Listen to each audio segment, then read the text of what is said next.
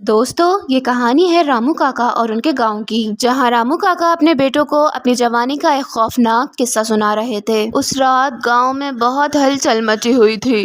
हर कोई इधर से उधर भाग रहा था, मानो जैसे हर किसी पे खौफ का एक अजीब ही भूत सवार था। हाँ, एक बूढ़ी अम्मा थी। आज गांव में इतनी हड़बड़ी क्यों मची हुई है? आखिर ऐसा क्या हुआ है जो इतनी हलचल है? ये जानने के लिए इन बूढ़ी अम्मा की बात सुनते हैं। आज सब लोग याद रखना, आज पूनम मासी की रात है। जैसे ही चांद अपनी पीक पर होगा, जलपरियां अपना जाल बिछाना शुरू कर देंगी।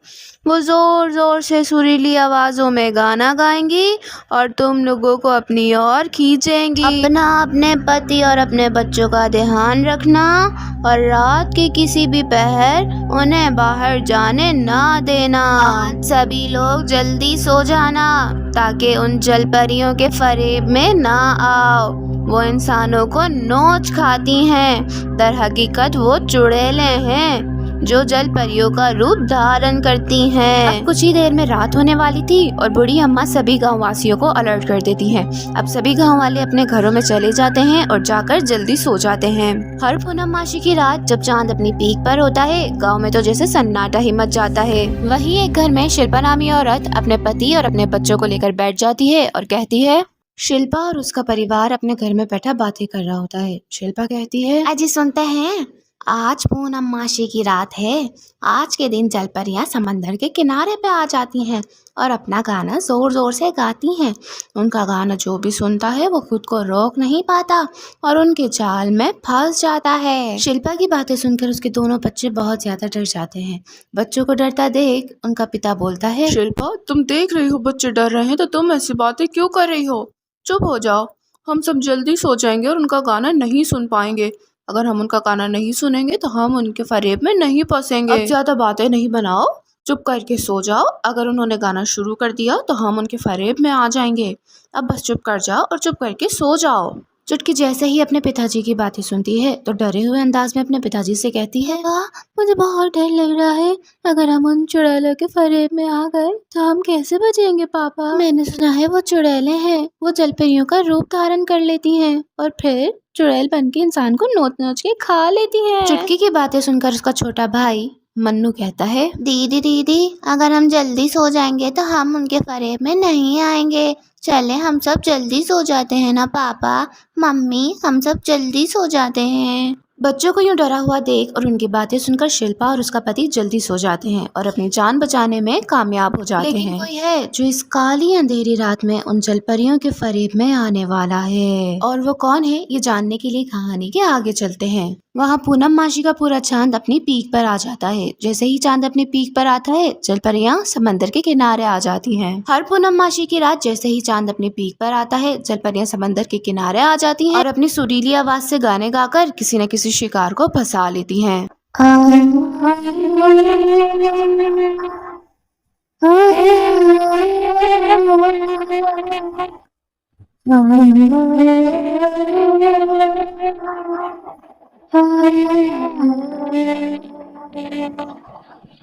भैया, ये इतनी सुंदर आवाज किसकी है? इतनी सुंदर आवाज मैंने आज से पहले कभी भी नहीं सुनी। मुझे ये आवाज अपनी ओर खींच रही है। मुझे जाना होगा। पप्पू को इस बात का इल्म ही नहीं था। इतनी सुंदर और सुशील आवाज के पीछे एक मौत की आवाज छुपी हुई है। धोश उस आवाज के पीछे पीछे जा रहा था, मानो वो आवाज उसको अपनी तरफ खींच रही थी।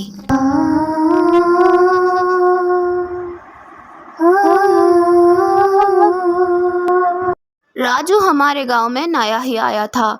उसे जलपरियों के बारे में पता तो था, लेकिन वो ज्यादा विश्वास नहीं करता था। उस रात भी उसने विश्वास नहीं किया और वो नहीं सोया और वो जलपरियों के फरेब में आ गया। जलपरियों का गाना सुनकर राजू खुद को रोक ही नहीं पाया।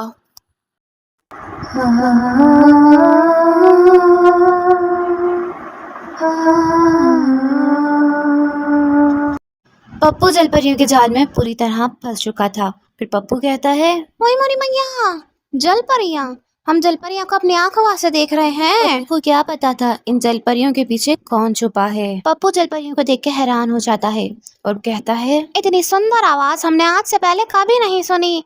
कितना सुरीला गाती हो तुम लोग। पप्पू की बात सुनते ही एक जलपरी कहती है, आओ पप्पू आओ, हमें तुम्हारा ही इंतजार था। पप्पू जलपरी की बात सुनकर घबरा जाता है और वो वहाँ से भागने की करता है। लेकिन पप्पू ये बात नहीं जानता था कि उसका मौत का सफर शुरू होने वाला है। देखते ही देखते वो जलपरियां चुड़ैलों के रूप में बदल जाती हैं। तो जैसे ही ये सब देखता है वो वहाँ से भागने की करता है। चुड़ैलें जोर जोर से चीख चीख कर कहती हैं, रुक जा पप्पू, अब तो कहीं नहीं भाग पाएगा।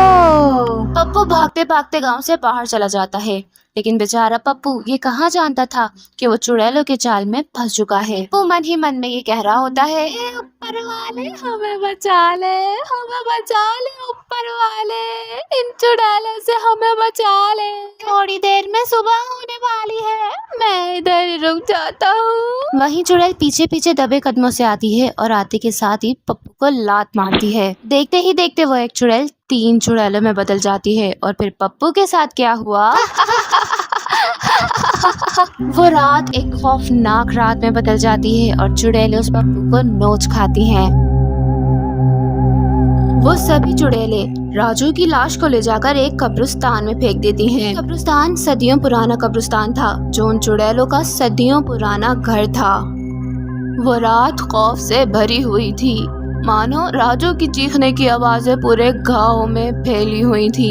लेकिन कोई चाह के भी राजू की मदद नहीं कर सकता था। अगर कोई राजू की मदद करने जाता तो वो चुड़ैलें उसे भी नोच खाती और वहीं अपने पुराने घर कब्रिस्तान में उसकी लाश ठिकाने लगा देती। इसीलिए वो पूर्णमासी की रात एक खौफनाक रात थी। दोस्तों, अगर आप इस कहानी का पार्ट 2 देखना चाहते हैं तो जल्दी से वीडियो को लाइक करें और चैनल को सब्सक्राइब कर दें और वीडियो के कमेंट बॉक्स में कमेंट करें पार्ट 2। आगे उस गाँव के साथ क्या हुआ ये जानने के लिए हमारी नेक्स्ट वीडियो का इंतजार करें। आपसे जल्द ही अपनी नेक्स्ट वीडियो में मिलेंगे। अपना ख्याल रखें और मुझे बहुत सारा प्यार दें। Bye bye.